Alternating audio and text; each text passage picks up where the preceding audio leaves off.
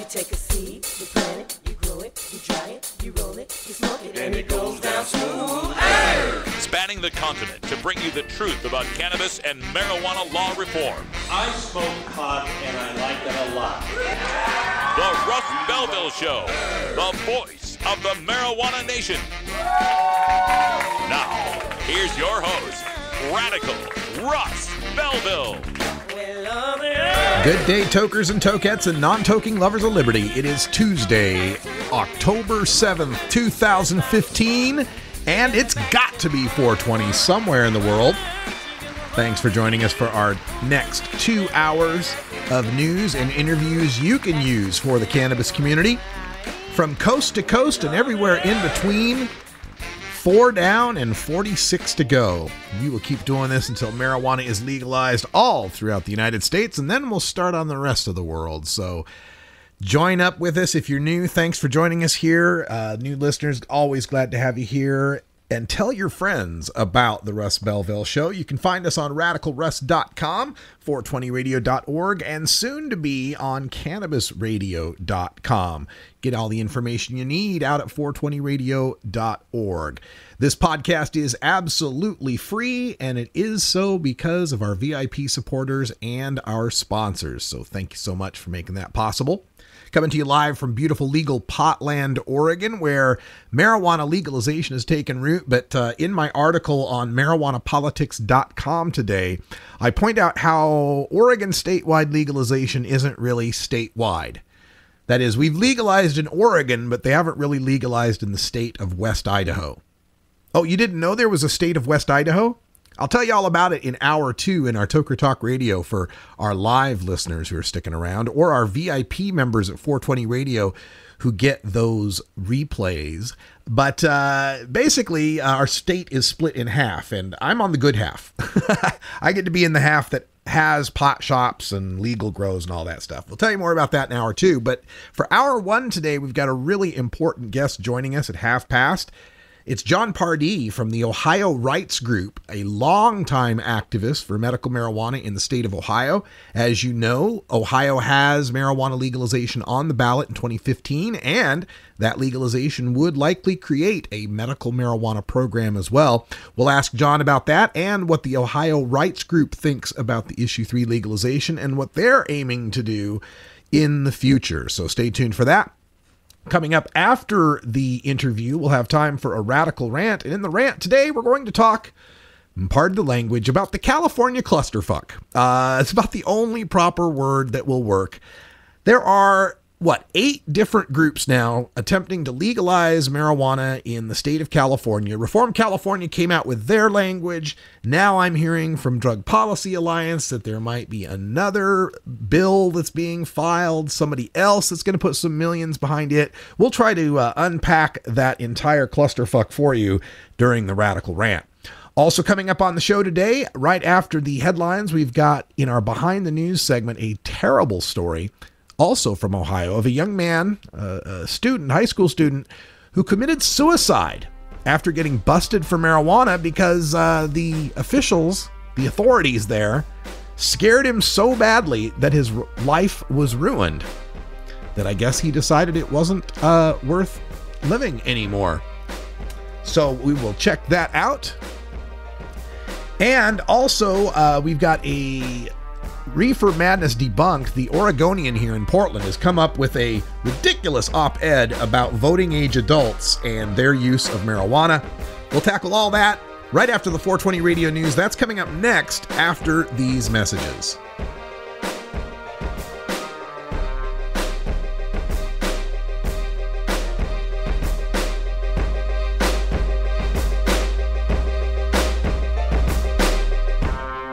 You're tuned into the Russ Belville Show, the voice of the marijuana nation.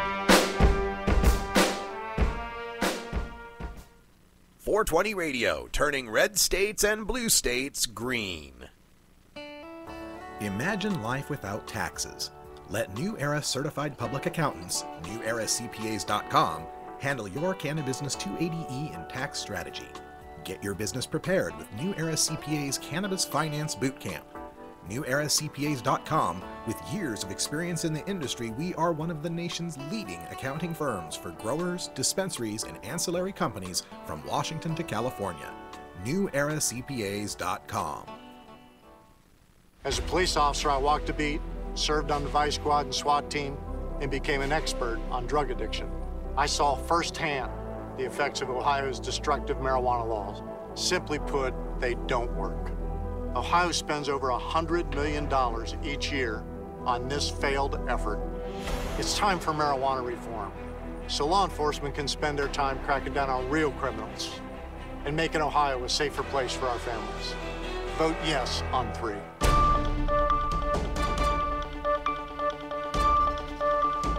It's time for the 420 Radio News, covering the latest headlines in consumer cannabis, medical marijuana, and industrial hemp. Replays of 420 Radio News are embeddable and shareable from our SoundCloud page at soundcloud.com/RadicalRuss. Now, the marijuana headlines in 4 minutes and 20 seconds. This is your 420 Radio News for Wednesday, October 7th, 2015. The Michigan House of Representatives approved Wednesday a 3-bill package that expands the kinds of medical marijuana patients can ingest and more clearly specifies who can dispense the pot. Michigan Supreme Court and Court of Appeals rulings have held that pot shops and non-smoked forms of cannabis are illegal, but many communities are permitting pot outlets to continue operating, and patients have stated publicly they are using products such as cannabis oil. One bill specifically clarifies the clouded legal status of cannabis outlets. Another permits products such as cannabis oil some Michiganders are using to treat chronic conditions such as fibromyalgia pain and seizures. The main bill also calls for a 3% excise tax in addition to the 6% sales tax on marijuana and cannabis products. An advisory board voted Wednesday to add 8 health conditions, including chronic pain syndrome, autism, osteoarthritis, and post-traumatic stress, to the list of illnesses that can be treated by medical marijuana in Illinois. The state's Medical Cannabis Advisory Board had expressed frustration last month when Governor Bruce Rauner's administration rejected the first 11 suggestions for expanding the list of medical conditions. Board Chair Dr. Leslie Mendoza Temple said Wednesday that she hopes the Rauner administration will have a different response to the latest round of suggestions after dispensaries start selling the drug, which will be later this month or in early November. Other conditions recommended by the panel Wednesday were chronic pain due to trauma, chronic post-operative pain, intractable pain, and irritable bowel syndrome. The board recommended everything on its agenda after hearing public testimony and discussing available scientific evidence. The state of Ohio announced Tuesday that it is suing the city of Toledo over parts of its new marijuana decriminalization ordinance, claiming the law would entice drug cartels to set up regional distribution operations in the city. Ohio Attorney General Mike DeWine and the Lucas County prosecutor and sheriff filed the lawsuit against Toledo's voter-approved Sensible Marijuana Ordinance, which eliminated criminal penalties and fines for marijuana-related offenses in the city. Quote, "This ordinance encourages drug cartels to set up marijuana distribution operations in Toledo with less fear of prison or penalties," DeWine said in a news release. "Absent legal action, it is not hard to imagine international drug rings making Toledo their regional base of operations." End quote. Other major cities, including Chicago and Philadelphia, have passed marijuana decriminalization laws absent state decriminalization. It hasn't appeared that international drug rings have benefited from those cities as a base of operations. Washington State announced new rules for pesticide testing in pot as the first product liability lawsuit was filed against the pot industry in Colorado over pesticide use. New emergency rules, which took effect this week in Washington, do not make testing for pesticides mandatory. Instead, they create a system that aims to give legal pot merchants and consumers who want it some assurance that their pot does not contain residual or unapproved pesticides. Under the rules, growers and processors can elect to get an enhanced seal of approval, according to a State Department of Health official, if they comply with the new standards for labeling, safe handling, employee training, and pesticide screening. Their products could then carry a logo saying as much. The state's recreational pot rules require testing for mold, microbes, and other foreign matter, but they do not mandate pesticide testing because it can be expensive and complex, and none of the state's certified labs have that capacity. Getting caught with a little marijuana in Palm Beach County, Florida could result in a $100 ticket instead of a trip to jail under a new law initially approved Tuesday. The proposal would allow law enforcement officers to issue civil citations similar to traffic tickets instead of arresting adults found with 20 grams or less of marijuana. 20 grams is about 3/4 of an ounce. Supporters say the change would lessen public costs at the jail and avoid saddling people with criminal records that can make it harder to get jobs. The proposed rule change goes back before the county commission for a final vote on October 20th. Miami-Dade County and the city of West Palm Beach have already passed similar measures. Broward County gave initial approval to their measure just yesterday. This has been your 420 Radio News for Wednesday, October 7th, 2015. I'm Russ Belville. Marijuana is not addictive, but listening to the Russ Belville Show is. Oregon has joined Washington and Colorado in legalizing marijuana. We're Portland NORML, the National Organization for the Reform of Marijuana Laws chapter in Portland, Oregon. Join us as we celebrate the launch of an exciting new era in marijuana freedom in Oregon. Our job has just begun. Powerful interests want to white out the most important portions of Oregon's legalization law.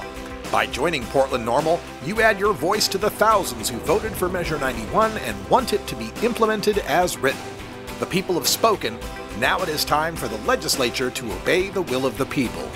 Find out more about Portland NORML at portlandnormal.org. Attend our monthly membership meetings on the fourth Saturday of the month. See our website for more details.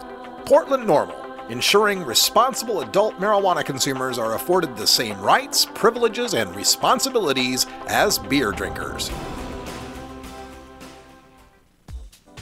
The Russ Belville Show is proudly sponsored by the Marijuana Business Association. The MJBA, called by NBC News the Cannabis Chamber of Commerce, is the fastest growing business association in the fastest growing industry in America. I've been working with the MJBA for years, and I personally invite you to join the MJBA. MJBA also publishes the popular MJ Headline News on Facebook and the MJNewsNetwork.com and Marijuana Channel 1 on YouTube. Visit mjba.net for more details.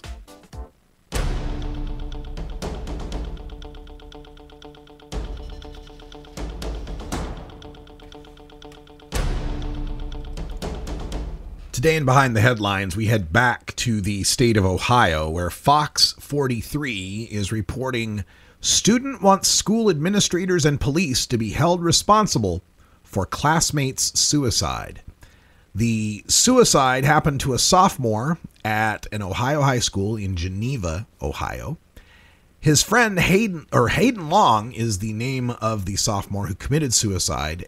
And according to a letter, an open letter posted by his friend Hank Siegel, he committed suicide after he faced disciplinary action at his homecoming dance.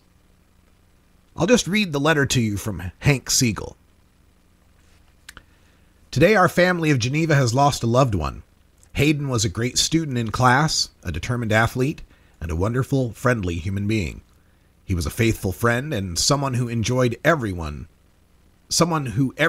enjoyed to be around. We must never forget the type of person he was and character he possessed. We must remember that everyone's lives matter. Even a joyful, loving kid can be in a dark mental place. I am a student from Geneva High School and was involved with the same disciplinary issue as Hayden at homecoming. A group of kids were accused of smelling like marijuana at the dance. This group of kids was made up of 6 honor students who were all involved in sports and great members of our community.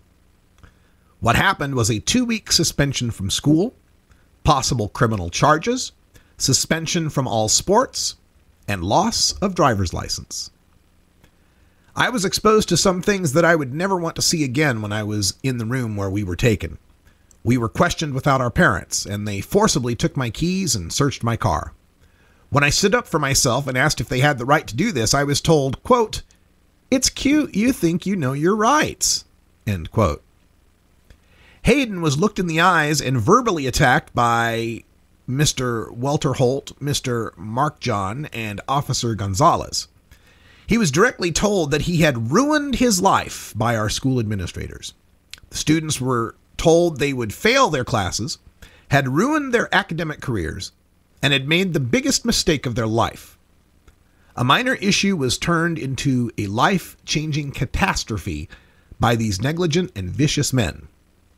As a family, we know that our lives matter, but in my opinion, they do not to Mr. Welter Holt, Mr. Marcajon, and Officer Gonzalez. These are repeat offenders and have been antagonizing and trying to bring our students down for years. We must open our eyes. These men must not be a part of our family any longer. Heather Siegel, the mother, adds to the end of that letter, as Hank's mother, I would like to apologize to Hayden's family if this letter hurts anyone. There but for the grace of God go I. I remember him as a sweet boy from Biddy Ball with a beautiful smile. The administration needs to accept responsibility for this tragedy. Impressionable teenagers should not be treated like hardened criminals. Now, there was a response. The school district sent out an open letter to the community. The superintendent was the one who put out that letter. That's Eric Kujala. And in his letter, he says, quote, "This is a devastating loss for so many. Our thoughts and prayers go out to the family, and we as a district and community support the family in every way. We sympathize with them for their loss and understand this is a very difficult time. Our focus right now is on the grieving process of the family, students, staff, and community." End quote. This young man is dead, and he sounds like a young man very much like I was back in high school. I was an honor student, hung out with a bunch of other honor students.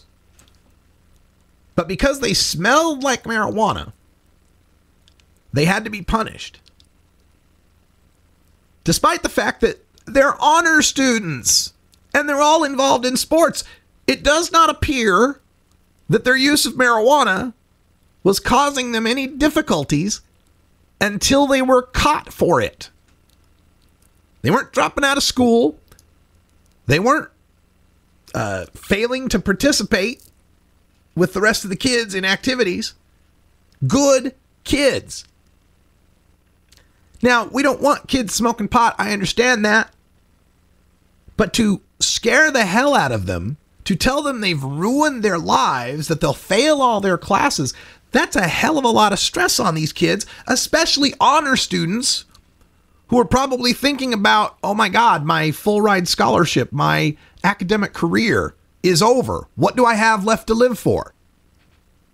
Yes, this administration needs to take a little bit of responsibility, and we as a nation need to stop treating teenage pot smokers as hardened criminals. Well, what the hell are we supposed to do, you moron? Supposed to legalize marijuana, end this stigma and shaming.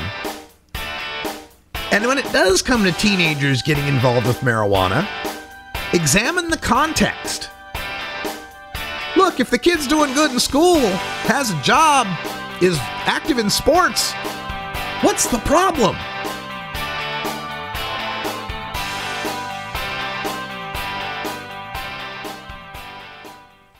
The Russ Belville Show reminds you to never smoke and drive impaired. Hang out for a while. Share.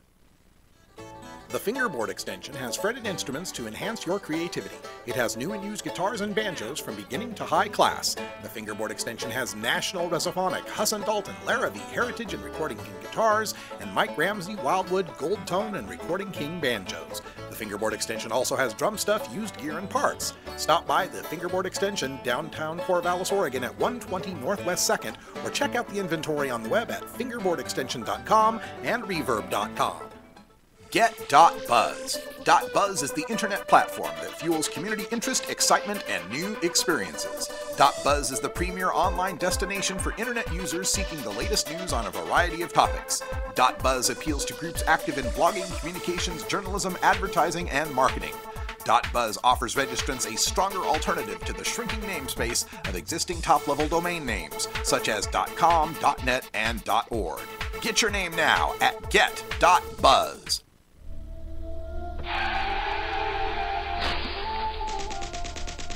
marijuana is an addictive drug which produces in its users insanity, criminality, and death. Marijuana is the most violence-causing drug in the history of mankind. If the hideous monster Frankenstein came face to face with the monster of marijuana, he dropped dead from fright.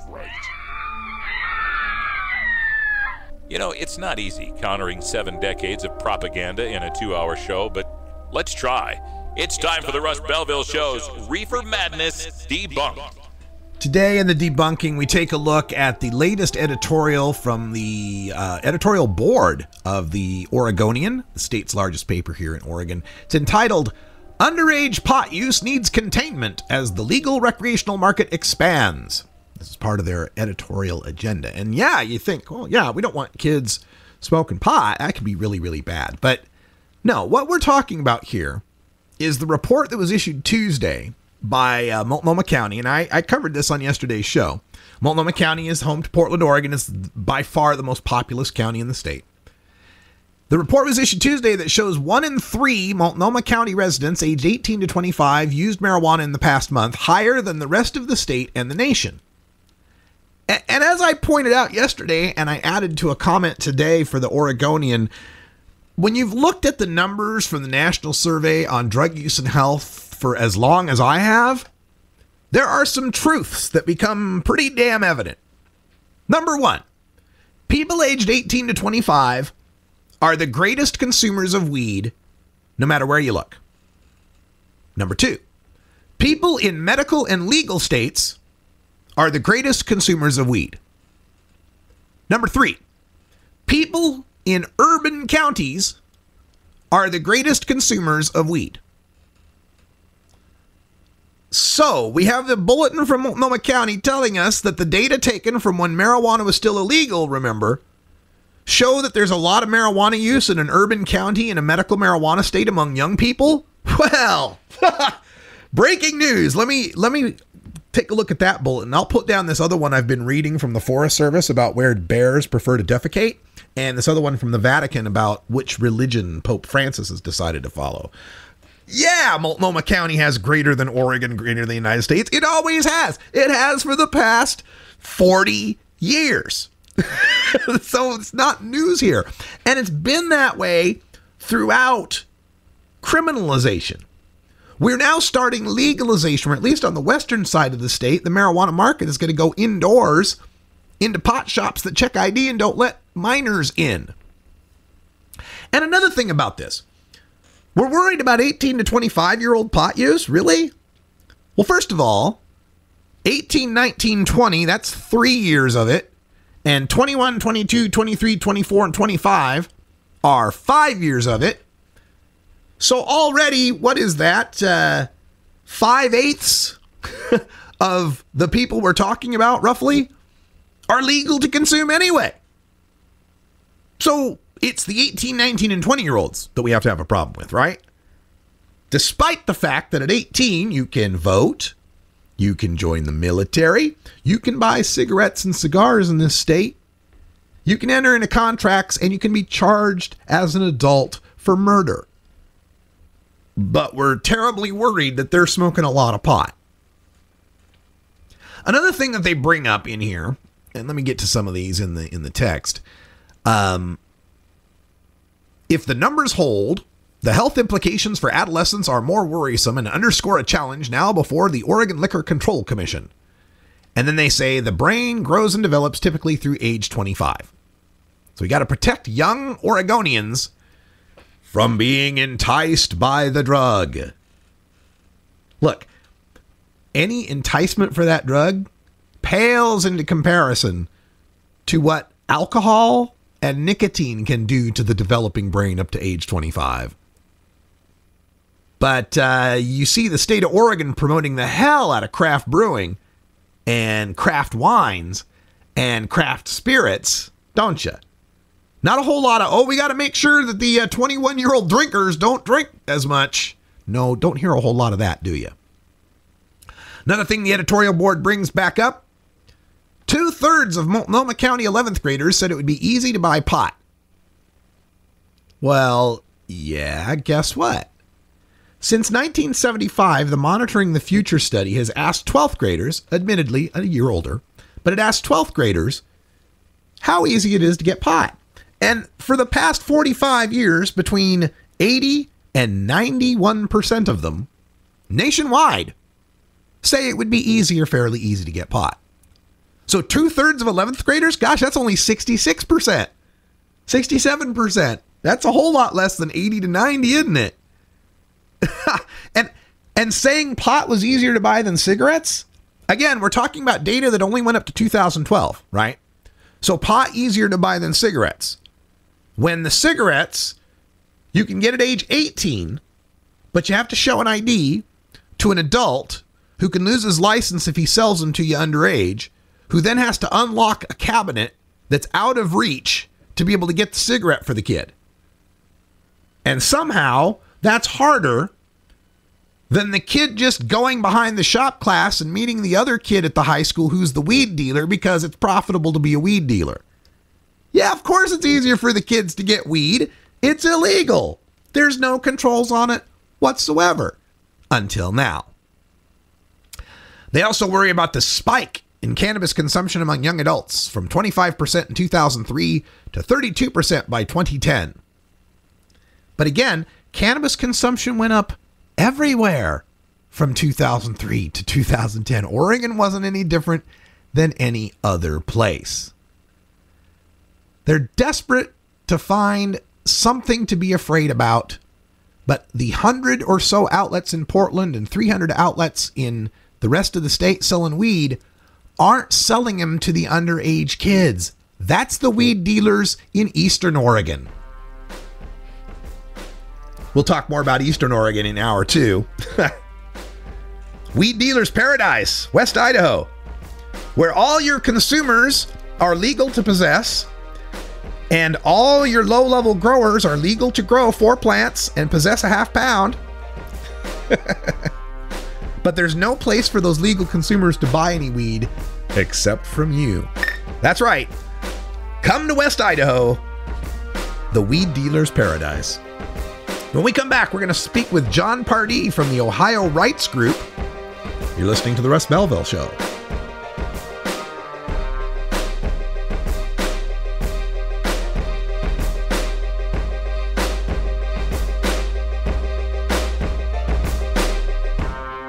You're tuned into The Russ Belville Show, the voice of the marijuana nation.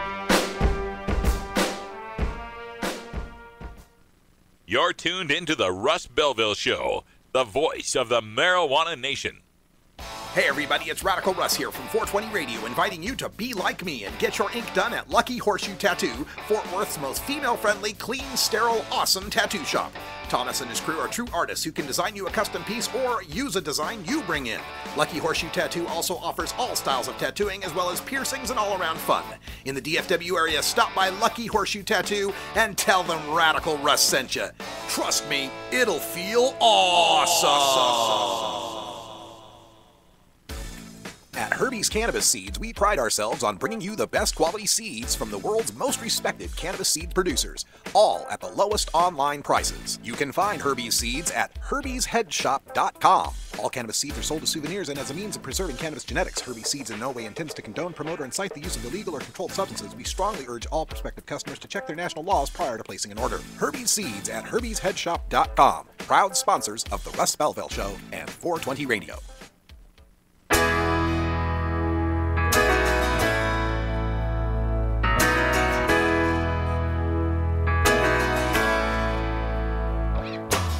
While humans have been using cannabis for medicinal purposes for over 5,000 years, medical science is only beginning to unlock the secrets of the endocannabinoid system and the promise of cannabinoid medicines. Join us now for the latest cannabinoid medicine update. All right, welcome back. Looking back to the state of Ohio, where there's all sorts of reform going on and controversy as well, we're visiting with John Pardee from the Ohio Rights Group, longtime activist in the area. John, welcome back to the show. Thanks for having me, Russ. Well, what is the latest with the Ohio Rights Group? We know Responsible Ohio got their legalization initiative on the ballot, but you guys have been there fighting for a long time. What's up with Ohio Rights Group? Well, we're always out for the patients. We're patient focused, and within the IRS group, when Responsible Ohio first showed up on the scene, we were initially resistant because there's some things about their initial draft that we were not fans of. But we've engaged them, and luckily when they came out with a second draft, it included home grow, which we were pretty excited about. And then the only two things that remained that we were concerned about was the exclusivity of the grow sites and patient protections. Well, we've had an occasion to meet with members of Responsible Ohio, and we have, worked with them and collaborated with them to make sure that, patients' needs are going to be overseen by an independent ombudsman who's going to be looking out on behalf of patients. Excuse me. And then, also the one thing that we were pretty proud of is we worked with them to develop what they call an artisanal grow model, which they're going to allow Ohio growers to come into some of their facilities and become minority owners of the site, and to be able to retain intellectual property rights for any strains that they may develop, which is exciting for folks, in Ohio who want to apply their trade and earn a living for their families. Wow. So with all of that they've done and we've collaborated with on, we've actually decided, as a board, as of last Sunday, to throw our support behind issue 3 and try to get Ohio, out of the shadows of prohibition and into the 21st century. That's fantastic news. John Pardee from Ohio Rights Group, the board this weekend is officially endorsing the issue 3 in Ohio on the 2015 ballot to legalize marijuana. And let's go back to that part you mentioned about small size growers subleasing from the 10 existing grows. Can you tell us more about that?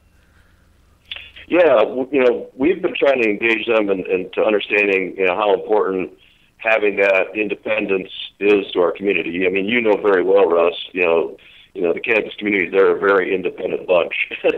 And, they're not big fans of, wanting to, work within a larger, system. And we initially talked about, the opportunities, the things that were maybe, framed after cooperatives and things like that. And what has distilled out of our conversations is we have 4 out of the 10 sites so far have committed to this artisanal grow model, which means they're going to be bringing in the best of the best, and the folks who demonstrate skill and ability, who really know their stuff, they're going to be given minority ownership rights, as well as autonomy to grow their own strains for profit and try to develop unique strains. And what I see coming, this is what I've been trying to tell people in Ohio, is you look at these 10 sites almost like 10 competitive professional baseball teams in Ohio that'll be competing when we sponsor the Ohio Cannabis Cup every year, and seeing these people come out and try to show what their best strains are and have them compete head to head.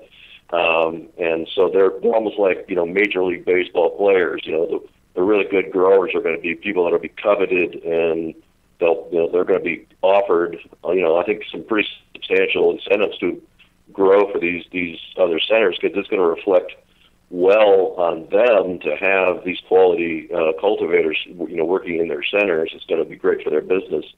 And so I think it's going to be an interesting, business dynamic that is going to come here in Ohio, and I'm pretty excited to see it happen. That's something that's been developing here over the past couple of weeks. We've been speaking with Garrett Greenlee of the International Cannabinoid Institute, and they've secured a lease at the Licking County site. Now, you're saying that there will be multiple small growers also securing leases at least 4 of these 10 MGCEs?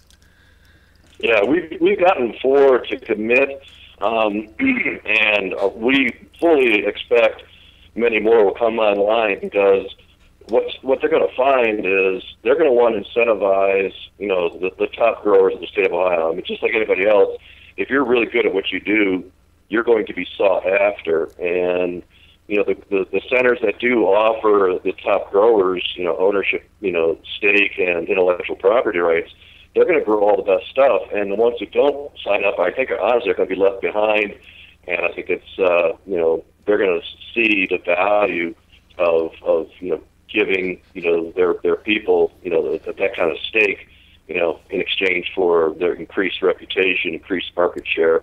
So I have a feeling we're starting out with 4. I think by the time these sites come online, we'll probably be close to a majority, if not all of them, are going to have the same model. That's amazing. And, I did some back-of-the-envelope calculations and found that the acreage of the 10 different sites comprises about 13 million square feet. So there's certainly a lot of room if they decide to go with that model. And I really like, John, your metaphor of the baseball analogy, baseball or football or whatever, where the 10 sites are like having 10 major league teams, and they need pitchers and catchers and first baseman and second baseman, and they're not always the same people. So is that getting understood in Ohio? I still get so much from people online in Ohio giving me grief over this issue 3. Do you think that the general cannabis consuming public there, and especially patients, are starting to understand this? Well, the patients get it, because the patients really, they don't give a flying fig about business models. They want safe access to their medicine, and they need it now. It generally is kind of more of the radical activists, or people who want to consider themselves like constitutional purists, saying that this is not the way to do it. And I agree, this is kind of a cumbersome model, and I would prefer to see it done another way. But to Responsible Ohio's credit, they figured out a way to to actually qualify for the ballot. We've been at it for years, and in order to qualify for the ballot, you need 3 things: you need a great ballot language, you need a great organization, and you need a lot of money. And if you don't have all 3 of those things, you're never going to qualify for the ballot, let alone run a successful campaign, which costs a lot of money in the state of Ohio to do so.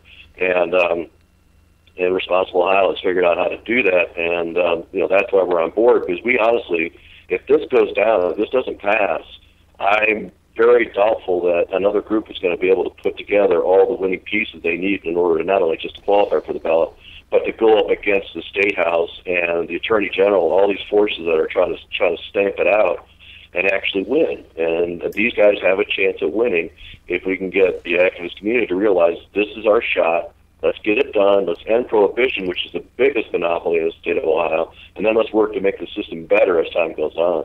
There you go. John Pardee from the Ohio Rights Group on Issue 3 and his organization's official support of it.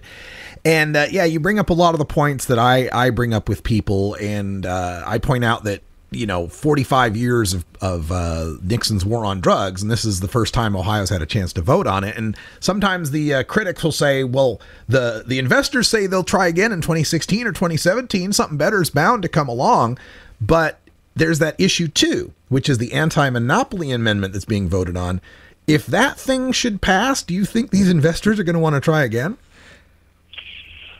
We fear that issue 2 is going to have a real chilling effect on the citizen initiative process. I mean, if you read the title, it sounds great. It sounds, like it's an honorable, piece of legislation, but the devil's in the details. It's an absolute wolf in sheep's clothing. What it's going to do, it's going to kneecap, citizen initiative groups for years to come. Because what it does, if you read it very closely, is it will make a ruling after an initiative is qualified for the ballot, which means you have to spend your $2 million to get your 700,000 signatures in order to qualify, and then the ballot board, which is a partisan board made up of 2 from the minority party and 3 from the majority party, which right now is the Republican Party in Ohio, and those 3, they're politicos, including the Secretary of State. And, if the powers that be don't want to see a particular ballot initiative, and it doesn't have to just be cannabis. It could be, patients' rights, it can be veteran rights, it can be union rights. They can say, nope, it creates a special interest, and they're going to stamp it as a violation, and they require a 2-tier, a double vote on the same amendment. And it's basically going to chill anybody who wants to invest, put in a major investment to try to sponsor a citizen initiative effort in the future. So it's absolutely bad law, and I hope all Ohioans, regardless of how they feel about issue 3, they really need to come out and vote now on issue 2. That's so important. Yeah, I think people don't understand how precious the state initiative process is. Less than half of the states in America even have this process, and some of the ones that have it, like Illinois, it's so arduous that they might as well not have the process. So, Ohio, you got to protect that right, and don't let them scare you with this one kind of bad grow proposal into throwing away the initiative rights you'd have to come up with a better proposal in the future. Why take away your ability to fight the man? John Pardee from the Ohio Rights Group, we got about a minute left. Do you have anything else you'd like to tell the audience, or maybe websites or Facebooks to give out? Well, early voting started, yesterday in Ohio, so we encourage people, please, to get out, and vote, yes on issue 3 and no on issue 2. But continue to support the work of the Ohio Rights Group. We're engaged in a speaking tour around the state of Ohio right now, so if you want to find us, go to ohiorightsgroup.org, and we can have a speaker come to your group, and we're going to continue to advocate on behalf of patients. And thank you, Russ, for the opportunity to talk to a wide audience. Oh, yeah, it's my pleasure to be speaking to people in Ohio that can see the wisdom in grabbing prohibition when you get the chance to grab it. Understand that what we have here in Oregon isn't perfect. I mean, we got a whole half of the state that can't have pot shops. We still got some work to do. Washington State still has a 40-gram felony. That still needs to be fixed. Colorado still segregates their medical and their recreational people from each other. That ain't right. Alaska hasn't even started sales yet. Folks, when you pass legalization, there's always something that has to be fixed, and it's always going to be hard. But it's not harder than ending prohibition in the first place. Get it done. Vote yes on issue 3. John Pardee, thanks for joining us. OhioRightsGroup.org if you want more information, and we'll see you in Ohio someday. Thanks, Russ. Thank you so much. All right, folks, stay tuned. We got time here after our anti-drug public service announcement of the day for a radical rant. We're going to dig into the California clusterfuck. And it's the only word that is appropriate, so I'm going with it. FCC can't touch me. Be back right after this.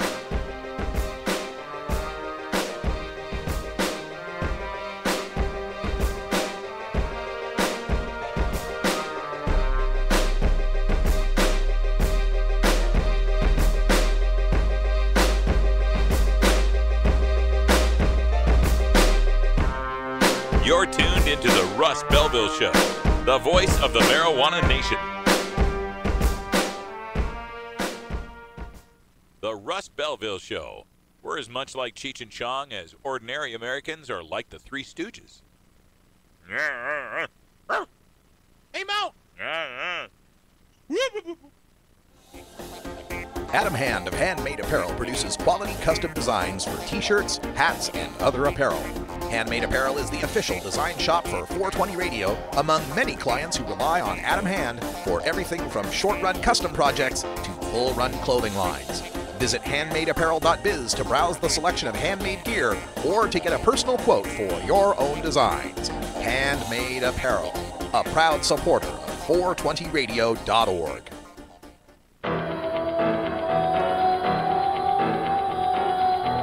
In the interest of fair and balanced journalism, the Russ Belville Show presents the anti-drug public service announcement of the day.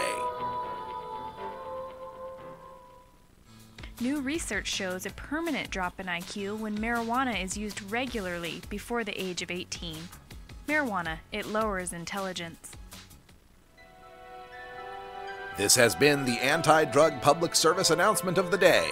To cure this sort of reefer madness, listen to the Russ Belville Show every weekday on 420radio.org. 420 Radio is brought to you by Sacred Serum, who is focused on creating elegant and sophisticated cannabis solutions through its line of dispensers and vaporizers that come preloaded with the world's finest cannabis concentrate. Sacred Serum's concentrate is made on pharmaceutical-grade supercritical CO2 extraction machines that use absolutely no butane or other toxic chemicals. The Vesica, the company's innovative new way to dab and frost, is now available in dispensaries across California. Sacred Serum, elegance and sophistication concentrated. 420 Radio. Tune in, turn on, get highly educated.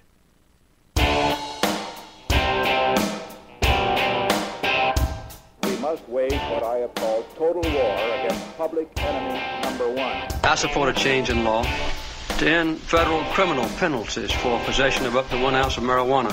That marijuana, pot, grass, whatever you want to call it, is probably the most dangerous drug. Some think there won't be room for them in jail. We'll make room. I experimented with marijuana a time or two, and I didn't like it and didn't inhale. One major responsibility is to encourage people to use less drugs. Entirely legitimate topic for debate. Radical Rant. Welcome back, everybody, and today in the Radical Rant, we are going to take a look south to the state of California. The biggest jewel in the legalization crown as we fight for 2016 legalization. And, folks, it's a clusterfuck.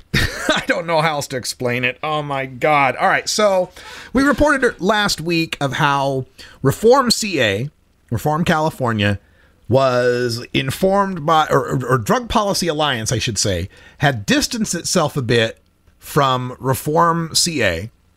And Marijuana Policy Project had asked Reform CA to take its name off of their pages and such. Because now DPA is apparently putting together some text that might be part of their initiative. And Marijuana Policy Project isn't sure they're going to support Reform California. And keep in mind, this exists in the background. Also, we still have like 4, 5, 6 other initiatives out there in California, including the CCHI, the Jack Herer Initiative, the MCLR, Marijuana Control, Legalize, Regulate, whatever. But there's like 8 or 9 different groups out there now, all trying to legalize marijuana. Now, normally, this isn't so much of an issue because normally there's 2. Normally, there's the one that's got money, and the one that's got money in professionals. And there's the other one that's got longtime activists and better language, but no shot in hell of getting on the ballot. That's usually the setup in these situations. But here, we've got like 4 that have no shot in getting on the ballot, but are pretty good language. And we've got like 4 that are really good language and all have backing and all could get money and all have pros working on them. The latest thing I've heard about is Sean Parker. You ever heard of Sean Parker? He's the guy that invented Napster. And he was the first president of Facebook. And he's involved with Spotify and a bunch of other stuff. Guy's worth $3 billion. And the word is that this Sean Parker fella is now putting together an initiative. And he's got the kind of money that he could actually back the thing himself if he wanted to. So now you got the major players like Drug Policy Alliance and Marijuana Policy Project sitting kind of back and waiting to see, all right, is Reform CA going to get any money? Is Sean Parker's going to go forward? Is that the one that's going to have some money? Are we going to do our own with some money? I mean, my God, it's just... Jesus. We are 13 months away from potentially voting on marijuana legalization in the state of California. 13 months. Okay? And for there to be 8 out there and 4 of them that are monetarily viable is terrifying me. You know, as I read all these reports that come out, you know, that prognosticate about legalization, you know, that, oh, there could be 8 more states that legalize by 2016. Every time they say California, I'm like, knock on wood. Everybody seems to think California is this slam dunk, that it's bound to happen. And you know, folks, the more that this shit goes on, the more I'm like, I hope it does. I hope something gets on the ballot in California and passes. Now, maybe, just maybe, there's enough money and interest out there that multiple things make the ballot. Maybe we get a Reform CA and a Sean Parker and a DPA and an MPP. Maybe there's 4 initiatives on the California ballot for legalization. And in that case, the one that gets the most votes wins. Hey, maybe that happens. It's hard to know because California is unique. Can't use my experiences from any other states because California is freaking huge, and it's Waterloo for prohibition. It's Custer's last stand for prohibition. This is it. The prohibitionists lose California, it's over. It's all over, but just waiting for the rest of the dominoes to fall. So there is going to be anti-money put into this like we've never seen before. You thought Sheldon Adelson's $4 million in Florida, was it $4 or $5 million in Florida was a big deal? Oh, wait till you see a $10 or $20 million Koch brothers, Adelson, whoever else funded anti-marijuana campaign in California. And it could be really easy to pull off too. If I were running the anti-campaign, I'd come out with an ad showing your typical dispensary in California, your typical dock in the box where I can go spend $40 and point at a word on a big sign, and that's my condition, and I can get a card. And I would just say, why should we legalize marijuana? Marijuana is virtually legal in California already. Anybody who wants it can get it with a doctor's recommendation. Marijuana is a dangerous drug. Shouldn't we at least have a doctor intervene before someone gets a hold of it? See where that goes, man? I could totally paint that. You could totally paint it as, for the people who think we ought not have criminal penalties, you could paint it as, all right, let's just expand medical. Make sure that everybody, is still medical. Let's just expand the system we've got. Why start a brand new system? And to have to fight this battle with 4 different initiatives going on, it's maddening to me, because when I read the Reform CA draft and went through the whole damn thing, I don't see any problems with it. Like, what major disagreement could there be to require 4 different initiatives at this point?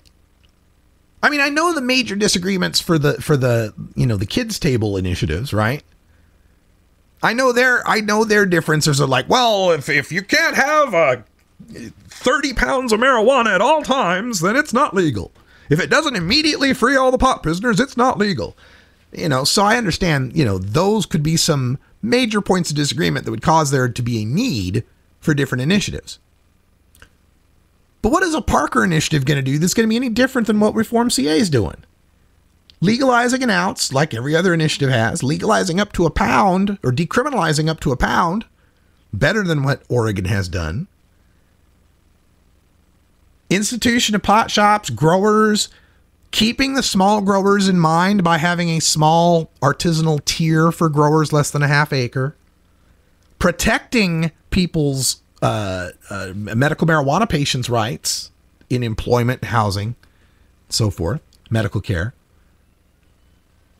Allowing for collective cultivation, 10 by 10 for each person in the collective. Establishment of pot shops, I think I mentioned that.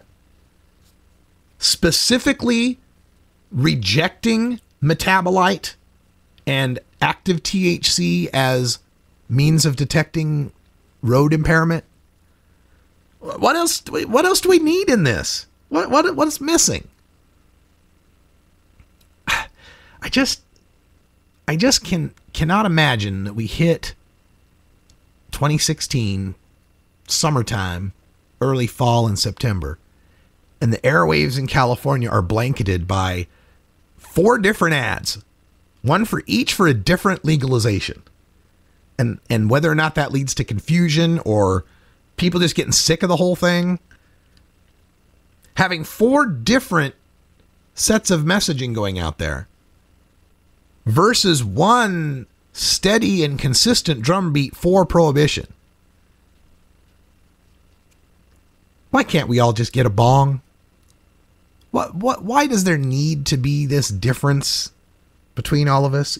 Johnny Green wrote a great piece today on the Weed blog about this, about this person hates that person and this person hates that person, so they won't work with that person or this person. Got to tell you too, it's something that's affected my situation here in Portland even.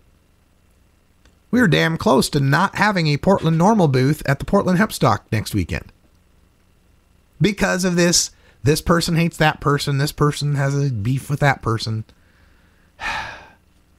It's just maddening. So Californians, I don't know what to tell you. I still have a lot of friends in California that support CCHI, who support MCLR, others who support Reform California, others who work for Drug Policy Alliance, others who work for Marijuana Policy Project, others who are in California Normal and other normal chapters throughout California. And we've almost got a separate initiative for each one of those different groups. It's time to unite. California is the biggest prize. There's not room to mess this up. California failing to get on the ballot in 2016 unnecessarily delays the time that all the rest of the states get their chance at being legal. And California failing in 2016, if it makes the ballot and fails, that's the biggest victory for prohibition ever. That's the swing back of the pendulum. That's the nonstop talking point of Kevin Sabet and all his proteges saying, even California recognized that Colorado and Oregon and Washington and Oregon have gone too far. The states have had a buyer's remorse over marijuana. They've discovered that the teenage use goes up and the kids end up in the ER for eating pot, and there's more accidents on the road with people with pot in their system, and the country now is coming to reject legalization. That's what is at stake. That's what we're facing here in California. So Sean Parker, DPA, MPP, Dale Sky Jones, Alice Huffman, Dale Geringer, all of you folks out there in California who I deeply respect and want to see you win, find a way you can do it together, please. The rest of the country's depending on you. Well, folks, that's all the time we got for our podcast hour, but those of you listening live, stay tuned, and we will be continuing on Toker Talk Radio, the voice of the marijuana nation. We're going to talk more about Ohio, probably. Also, Oregon, and how really only half our state legalized. It's very weird, but I created a new graphic today that shows it in pretty stark relief. For everyone here at Rolla J Studios in beautiful legal Potland, Oregon, I'm Radical Russ. Until next time, take care of each other, tokers.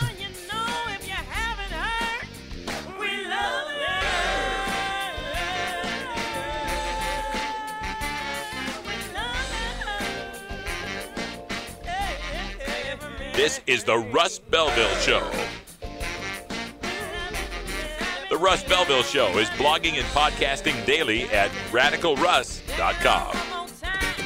You take a seed, you plant it, you grow it, you dry it, you roll it, you smoke it. You take a seed, you plant it, you grow it, you dry it, you roll it, you smoke it. You take a seed, you plant it, you grow it, you dry it, you roll it, you smoke it, and it goes down smooth.